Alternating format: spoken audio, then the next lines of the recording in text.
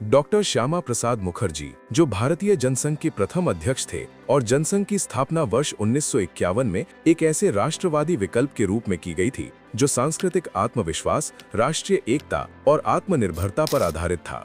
Doctor Shyama Prasad Mukherjee एक प्रख्यात विद्वान और संसदीय नेता थे जो राष्ट्रवाद का आधार सभ्यतागत चेतना को मानते थे, जो भारतीय संस्कृति में निहित हो, न कि क्षेत्रीय या तुष्टीकरण की राजनीति में बसा हो। स्वतंत्रता के बाद अपनाई गई उन नीतियों के वे प्रारंभिक और सैद्धांतिक आलोचकों में से एक थे, जिन्हें वे राष्ट्रीय एकता को कमजोर करने वाला मानते थे। उन्होंने जम्मू कश्मीर को दिए गए विशेष दर्जे और अनुच्छेद 370 का प्रखर विरोध किया। उनका स्पष्ट मत था कि एक राष्ट्र में 2 संविधान, 2 प्रधानमंत्री और 2 झंडे नहीं हो सकते। वर्ष 1953 में इस व्यवस्था को चुनौती देने के लिए वे बिना परमिट जम्मू कश्मीर में प्रवेश कर गए। उन्हें गिरफ्तार किया गया और 23 जून 1953 को हिरासत में ही वो वीर गति को प्राप्त हो गए थे। संसद में डॉक्टर मुखर्जी ने वर्ष 1951-52 के आम चुनावों के बाद पहली संगठित विपक्षी धारा के निर्माण में महत्वपूर्ण भूमिका निभाई थी।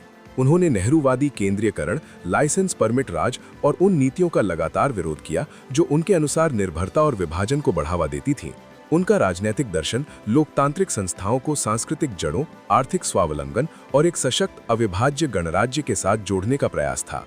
हालांकि मात्र 51 वर्ष की आयु में उनका जीवन समाप्त हो गया, लेकिन उनके विचार अमर है। जम्मू कश्मीर के पूर्ण एकीकरण, स्वदेशी आर्थिक सोच और लोकतंत्र में सैद्धांतिक असहमति की भूमिका पर उनका दृष्टिकोण आगे चलकर राष्ट्रीय विमर्श का हिस्सा बना। यही वैचारिक धारा आगे चलकर भारतीय जनता पार्टी के रूप में विकसित हुई और भारतीय राजनीति को दिशा देने लगी।